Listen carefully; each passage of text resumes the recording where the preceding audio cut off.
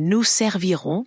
Le Jésus noir du Vatican casse des siècles silence dans une tournure extraordinaire de événements que le Vatican a rendus historiques. Déclaration reconnaissant et engageant à la figure d'un Jésus noir qui se brise d'un silence qui a duré des siècles.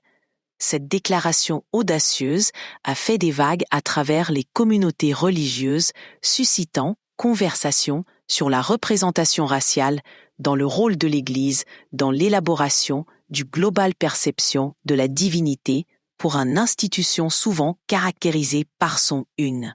Diplomatie prudente et inflexible tradition, ce moment n'est rien de court, de révolutionnaire, la signification de cela, l'engagement. S'étant au-delà de sa portée profondes implications spirituelles, cela résonne profondément dans le contexte sociopolitique plus large contexte. L'imagerie du Christ a longtemps été asservie de toile de fond à la culture, interprétation, pourtant eurocentrique. La représentation a dominé pendant des siècles en s'attaquant à cette disparité. La déclaration du Vatican, fait plus que rouge, trouve une image à laquelle il est confronté. Les inégalités historiques reconnaissent richesse des diverses traditions chrétiennes et ouvrent la voie à une transformation époque religieuse. Pensez, mais pourquoi maintenant? Qu'est-ce qui a incité le Vatican va résoudre ce problème controversé, problème A? Ce moment précis de l'histoire et qu'est-ce que ça fait?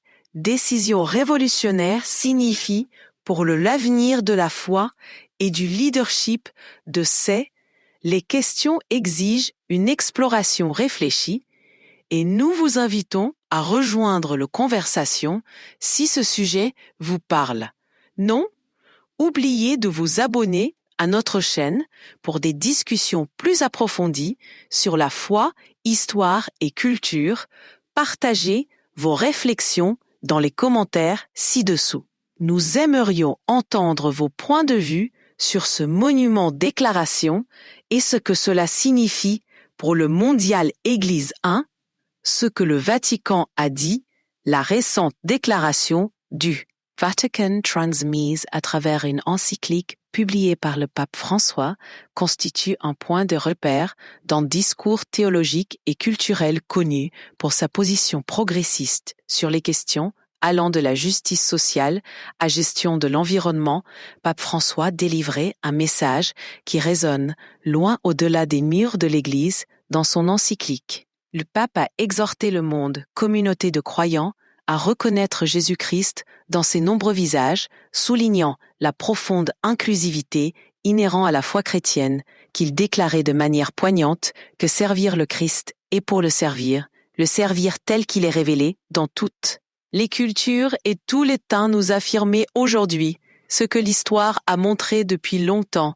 Nous, le visage de Jésus inclut le noir Jésus. Cette déclaration est bien plus qu'un geste symbolique. Il représente une affirmation profondément théologique avec implications considérables pour l'Église et son adhésion dans le monde entier historiquement. Représentation dominante du Christ en Occident. La théologie de l'art et la culture ont été eurocentriques, reflétant les enjeux sociétaux et domination politique de l'Europe pendant la époque médiévale et coloniale.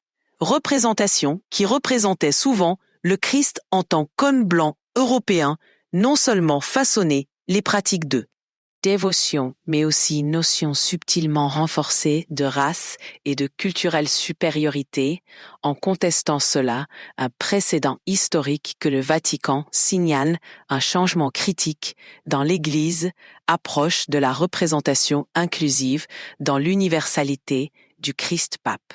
La déclaration de Francis souligne une profonde vérité théologique, Jésus-Christ, alors que la parole incarnée de Dieu transcende toutes les catégories humaines, y compris la race et l'origine ethnique sur laquelle le pape met l'accent, reconnaître Jésus dans toutes les cultures et chaque temps s'aligne avec l'enseignement biblique selon lequel le message du Christ et la mission sont universels du Samaritain au puits du unique Éthiopien, baptisé par Philippe l'Écriture, offre de nombreux exemples de le ministère du Christ fait tomber les barrières de la culture raciale et du statut du Vatican.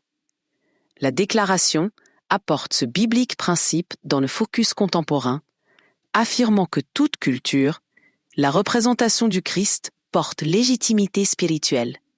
Cette affirmation remet en question les préjugés de longue date au sein art chrétien et iconographie pour siècles de représentation non européenne de Christ, comme les madones noires ou asiatiques des représentations de la Sainte Famille ont été souvent reléguées aux marges, traitées comme des curiosités plutôt que comme un courant dominant, expression de foi en déclarant ces représentations non seulement valides, mais intégrales à la compréhension du Christ par l'Église.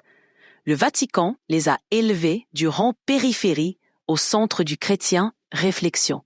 Les phrases sont divines et la diversité et l'unité à travers représentation, utilisées dans l'encyclique, souligner cette théologie, repositionner ces mots, affirme que la diversité n'est pas qu'une simple question esthétique, choix, mais reflet du divin, la nature elle-même est un Dieu qui embrasse tous les gens dans leur beauté, unique et dignité. La déclaration du Vatican aussi confronte l'héritage de l'Occident, domination en théologie chrétienne et culture pendant des siècles. La propagation de le christianisme était étroitement liée à le colonialisme européen qui a souvent imposé normes culturelles et religieuses occidentales, pratiques sur d'autres sociétés. L'image eurocentrique du Christ est devenue une symbole de cette imposition culturelle, souvent éclipsèrent la spiritualité autochtone, expression.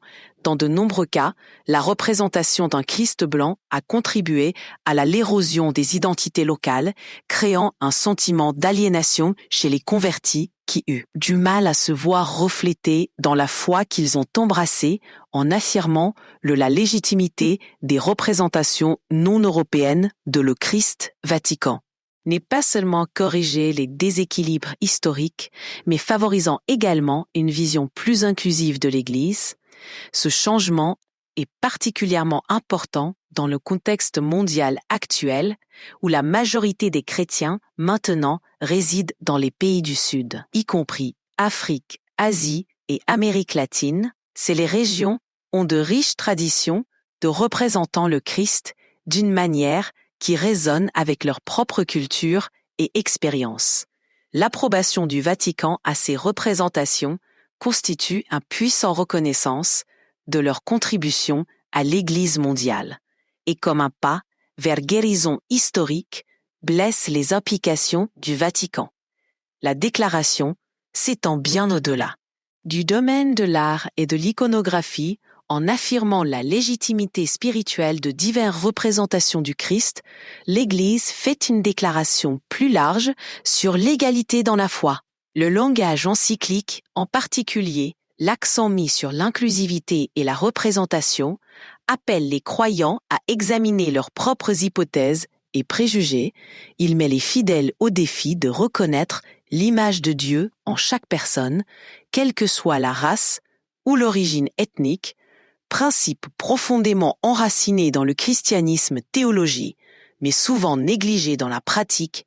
Cet appel à l'égalité porte également implications pratiques pour l'Église, mission et ministère dans un monde marqué par les divisions raciales et culturelles. L'adhésion de l'Église à la diversité peut servir comme modèle d'unité et la réconciliation en célébrant les nombreux visages du Christ. Le Vatican invite. Les croyants doivent voir Christ dans leurs voisins et de bâtir des communautés qui reflètent l'amour inclusif de Dieu. Le message résonne particulièrement dans la société et aux prises avec le race, systémique, isme et inégalité, là où l'Église le témoignage peut offrir de l'espoir et inspiration. La déclaration du Vatican marque un tournant dans l'histoire de l'iconographie chrétienne. Depuis des siècles, les représentations artistiques du Christ ont façonné non seulement la dévotion religieuse, mais aussi l'identité culturelle et les valeurs sociales, l'approbation par l'Église de divers, les représentations du Christ, ouvre la porte à un visuel plus riche et inclusif, tradition qui reflète pleinement souffle des artistes de l'expérience humaine. Les théologiens et les fidèles sont maintenant encouragés à explorer de nouvelles façons de représentant le Christ, qui honore la diversité du monde Église. Ce nouveau chapitre dans Christian, l'iconographie, invite également à des engagements avec les histoires et expériences des communautés marginalisées en embrassant le Jésus noir et d'autres représentations non européennes.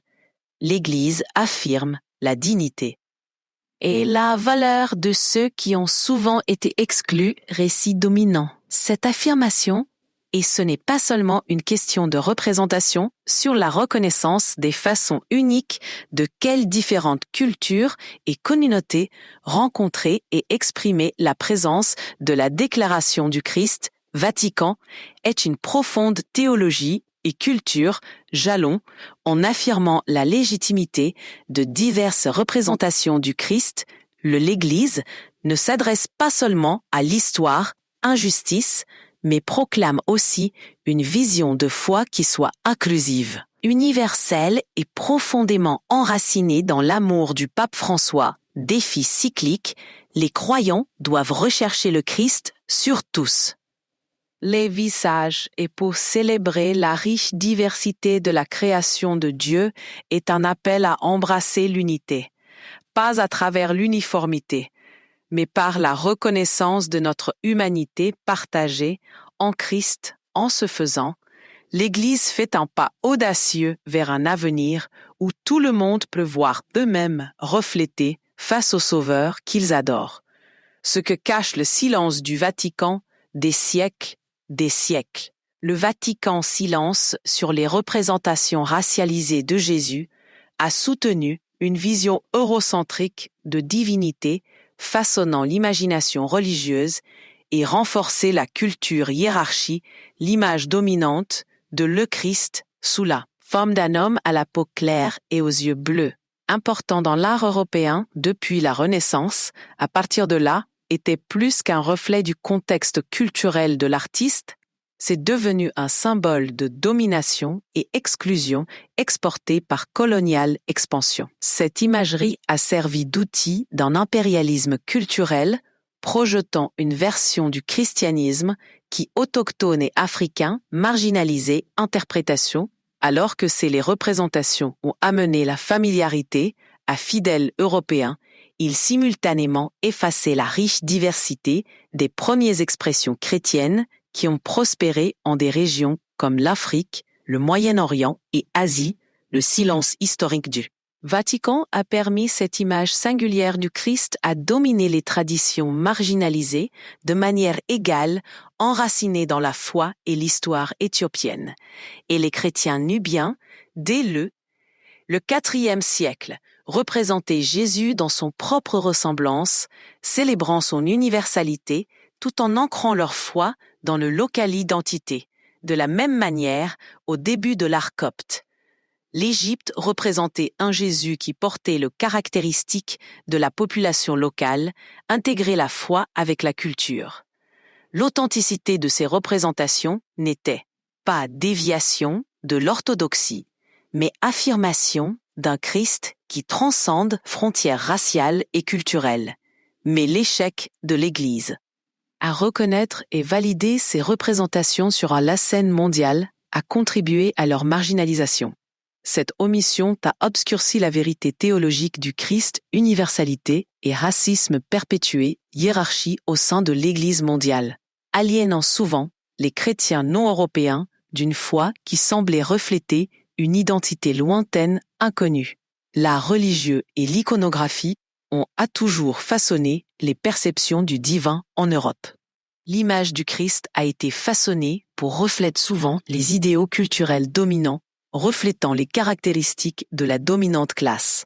Cette pratique n'était pas propre à l'Europe à travers l'histoire. les cultures ont divinité et personnalité. Religieuses représentées à leur image comme moyen de combler le divin et l'humain. Cependant, pendant l'ère de l'exploration, expansion des puissances européennes soutenues par l'Église est devenue européenne, représentation du Christ dans un monde universel. Missionnaires standards et coloniaux, Powers a présenté ces images aux côtés. Le christianisme les présente comme les vraies représentations de la divinité, l'implicite, le message était clair. Embrasser la foi exigeait d'accepter ces vérités spirituelles et le cadre culturel dans lequel ils étaient livrés. Cette dynamique avait une profonde implication pour les autochtones et les Africains, représentation traditionnelle des communautés du Christ et des récits du Christ qui les identités locales reflétaient étaient souvent rejetés ou supprimés, réputés peu orthodoxes ou inférieurs aux dominants modèles européens. Le silence du Vatican sur ces pratiques leur ont non seulement permis de persister, mais les approuver tacitement. Dans ce faisant, l'Église a contribué à la gomme de divers théologiques, expressions et aliéné entières communautés de la foi.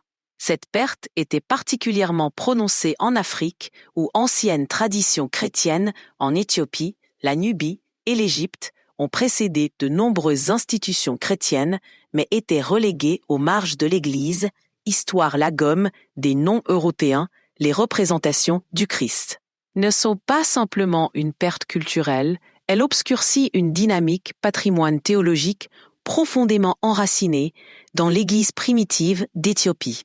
Par exemple, a embrassé le christianisme au IVe siècle, ce qui en fait l'un des plus anciens au monde, nation chrétienne.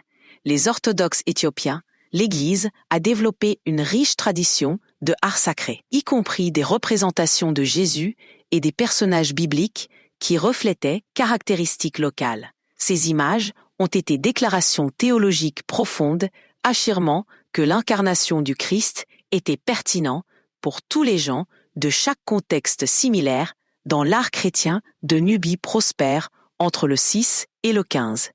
Siècle représentant un Jésus qui trouvait un écho auprès de l'Afrique locale, identité du christianisme copte, en Égypte, a également développé un talent artistique distinctif, tradition représentant Jésus, Marie et le Saint avec des caractéristiques reflétant la population locale.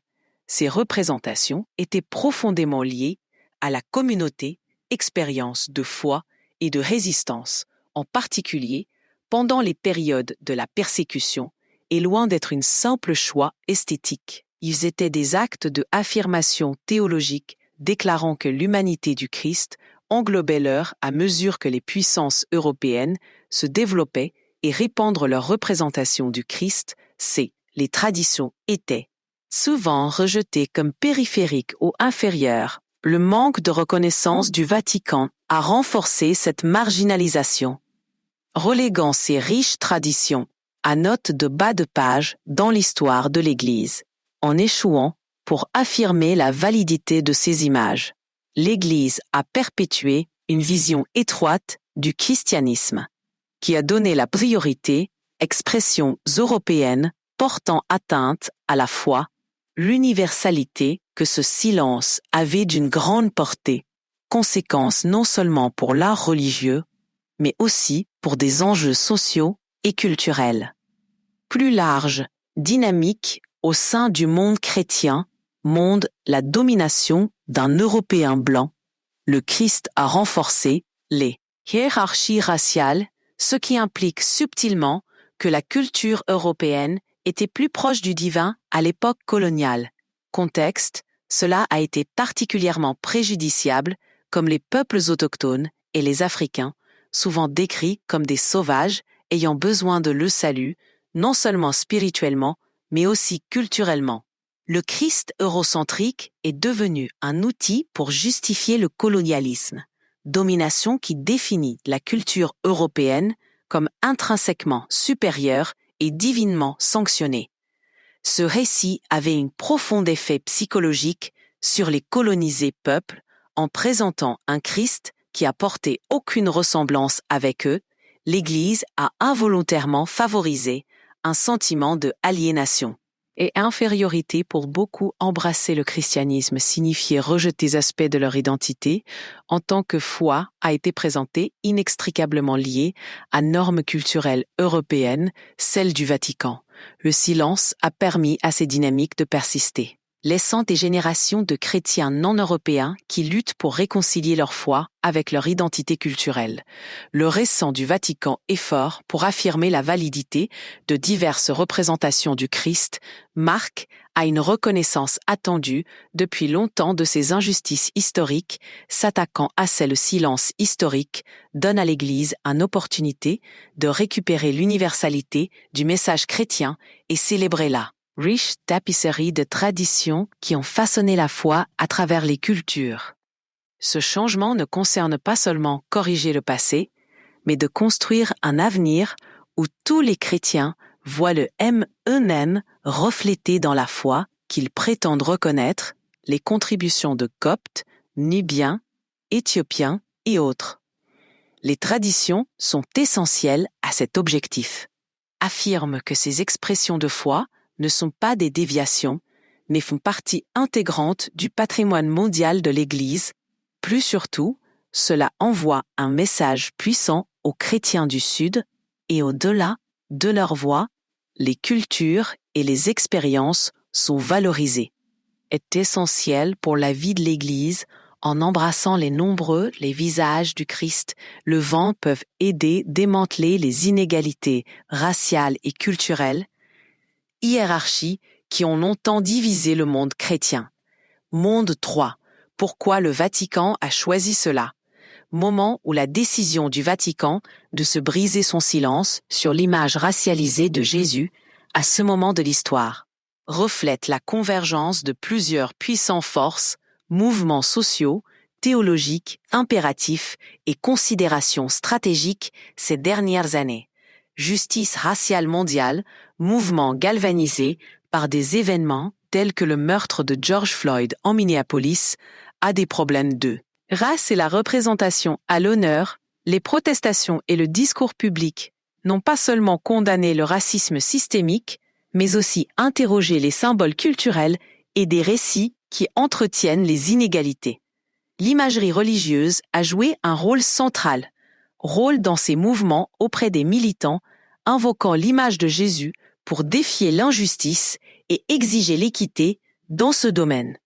Le climat, l'histoire de l'Église, complicité dans la promotion de l'eurocentrisme, les représentations du Christ sont tombées sous une surveillance croissante obligeant le Vatican va répondre au pape François pour son engagement en faveur de la justice sociale et l'inclusivité.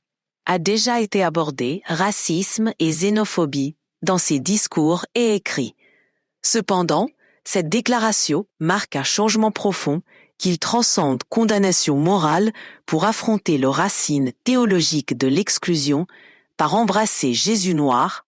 Le Vatican non seulement reconnaît le spirituelle légitimité des diverses représentations, mais s'aligne également sur un cadre plus large mouvement pour la justice et la réconciliation.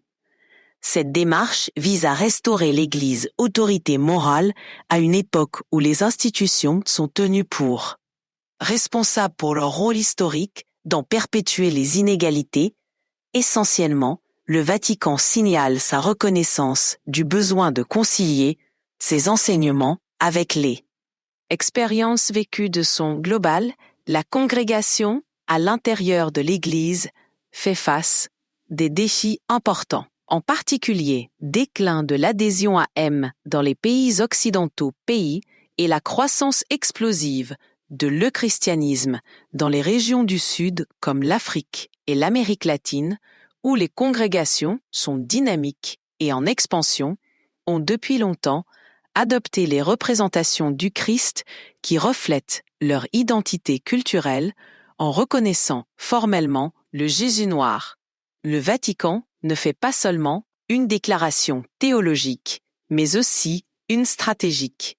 Cette reconnaissance rend hommage aux millions de fidèles qui voient Christ à leur image et dont les perspectives ont été historiquement marginalisées. La décision reflète une volonté de s'adapter à l'évolution donnée démographique de l'Église mondiale, faire en sorte que ses enseignements trouvent un écho avec les diverses réalités de son membre et le moment choisi pour cela. La déclaration souligne la volonté du Vatican, prise de conscience de l'urgence de s'attaquer historique injustice dans un monde de plus en plus axé sur la représentation en action et la responsabilité que l'Église comprend que le silence sur ces questions n'est pas plus tenable en choisissant ce moment pour agir. Vatican se positionne comme leader dans la conversation mondiale sur la race et la foi, cherchant à démontrer que le christianisme peut être une force pour l'unité et la justice dans un monde de plus en plus divisé, monde. Ce mouvement concerne autant aborder le passé tel qu'il est, façonner l'avenir en signalant l'engagement de l'Église envers une foi où tous les croyants peuvent se voir reflète.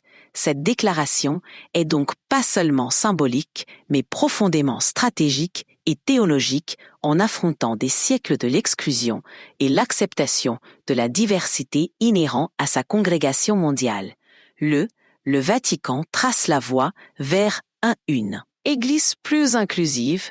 Ce faisant, il cherche à réaffirmer le christianisme, message universel, un message qui transcende la culture et l'histoire de la race pour unir les croyants dans l'humanité partagée du Christ. La reconnaissance par l'Église de le Jésus noir témoigne de sa compréhension évolutive de la glace de la justice, représentation et réconciliation, et un pas plein d'espoir vers un monde plus équitable à venir pour toutes les quatrièmes implications pour la foi et leadership. L'affirmation du Vatican de le Jésus noir représente une étape de transformation avec de profondes implications pour le leadership religieux et l'unité de le christianisme en reconnaissant formellement la validité spirituelle et théologique de diverses représentations du Christ. L'Église défie directement l'exclusivité qui a historiquement marginalisé des millions de croyants. Cette déclaration signale un changement vers une vision plus inclusive de la foi. Celle qui reflète la diversité de l'humanité et célèbre les myriades de façons dont le Christ est rencontré à travers les cultures, invite les chrétiens de tous horizons à se considérer comme faisant partie intégrante du divin récit, affirmant que l'image de Dieu est présente dans toutes les ethnies, raciales et communautés pour les dirigeants d'Église en. Ce moment présente à la fois un défi et une opportunité. La déclaration du Vatican n'est pas simplement un geste symbolique, c'est un appel à une action qui exige des changements tangibles dans la façon dont la foi est enseignée, pratiquée, et le clergé, visualisé, et les dirigeants laïcs sont désormais chargés de favoriser le dialogue et réconciliation au sein de leur communauté, soigner les blessures historiques infligées par le silence de l'Église à question de race et représentation que cet effort nécessite, confronter des vérités inconfortables sur le rôle des institutions religieuses dans perpétuer les hiérarchies culturelles et travailler à démanteler les préjugés qui persistent au sein de l'Église mondiale, en reconnaître ses torts et célébrant la diversité du Christ. Les leaders d'image peuvent créer des espaces pour guérison, compréhension et unité entre croyants. Les implications de cela, la déclaration s'étend bien au-delà de l'interne dynamique de l'Église du Vatican. La reconnaissance du Jésus noir a le potentiel de remodeler sa morale autorité à l'échelle mondiale pour siècles. L'Église a souvent été perçue comme résistant au changement, donner la priorité à la tradition plutôt qu'à l'adaptation, en abordant un problème de longue date avec humilité et courage.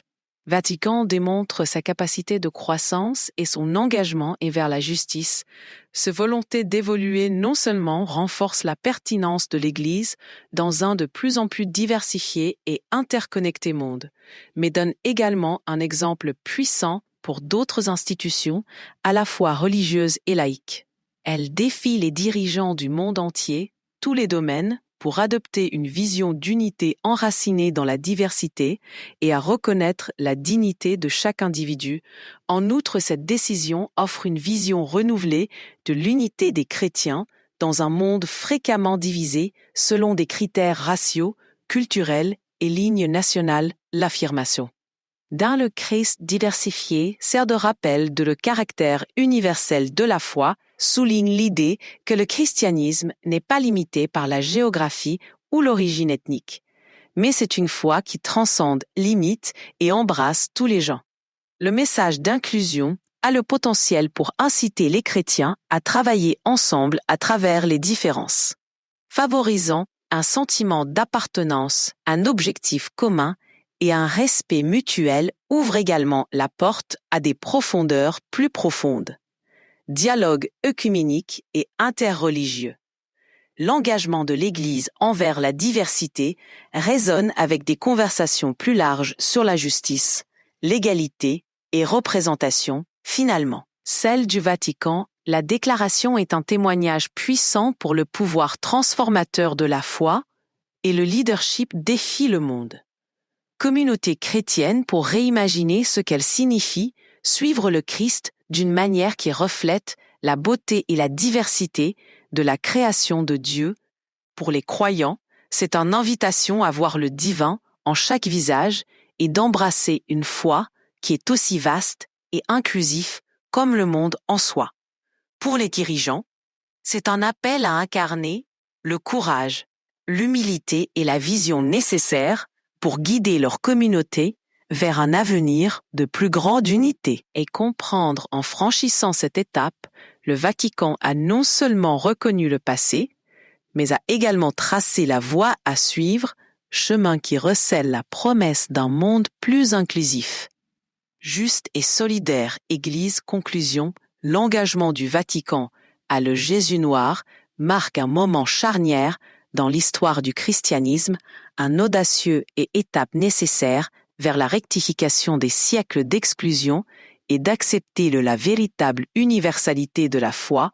Déclaration représente plus qu'un ajustement dans une perspective théologique, est une profonde reconnaissance de la responsabilité de l'Église d'honorer la diversité de l'image du Christ telle qu'elle est, vécue et expérimentée par les croyants dans le monde, tandis que la voie à suivre rencontrera, sans aucun doute, une résistance. La décision a déjà commencé à se remodeler.